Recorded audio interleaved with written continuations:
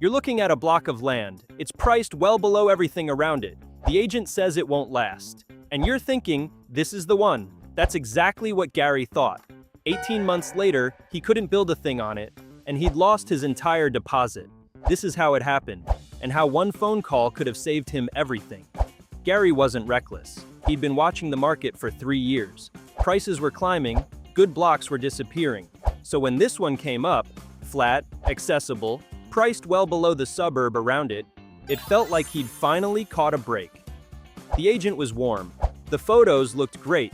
Road access at the front, services nearby. Gary did the numbers in his head. Buy the land, build a small house, sell it or rent it. On paper, it worked beautifully. So Gary signed. No conditions, no checks. He didn't want to lose it to another buyer. Here's what Gary didn't do. He didn't check the zoning. Every block of land has a zoning classification. It's a set of rules from the local council that decides what you're allowed to do with that land. Some land is zoned for housing, some for farming, some for industry, and some for almost nothing at all. Gary assumed that because the land sat near houses, he could build a house. That assumption is where the trap was waiting. A few weeks after settlement, Gary lodged his building plans with the council. He waited, and then the letter arrived. The block was zoned environmental protection. No new dwellings, no subdivision. The very thing Gary had bought the land to do was the one thing he was never allowed to do. He called the council, polite but firm. The answer was no. He asked about a rezoning application. Years of process, they said. Tens of thousands in consultant fees. No guarantee of approval. Gary had spent his entire deposit on land he couldn't use. He still owed the bank. And the land, now that buyers knew the truth, was worth far less than he'd paid.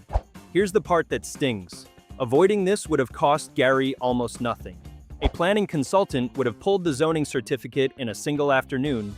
One professional, one document, a few $100s. That document would have told Gary the truth before he signed. You can't build here. One report, a few $100s, against a deposit worth tens of thousands. That's the trade Gary didn't make.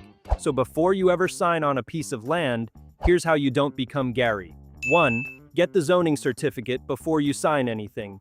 Your conveyancer or a planning consultant can pull it in hours. It tells you exactly what that land is legally allowed to be used for. If the answer doesn't match what you're buying it to do, walk away. 2. Never buy land unconditionally just because it's cheap. Cheap land is almost always cheap for a reason. That reason is usually sitting in a document nobody warned you to read. 3. If a deal feels better than everything around it, slow down. The cost of one professional check is tiny. The cost of skipping it, Gary's still paying that bill. You're looking at a block of land. It's priced well below everything around it. Now you know why. Check the zoning every single time.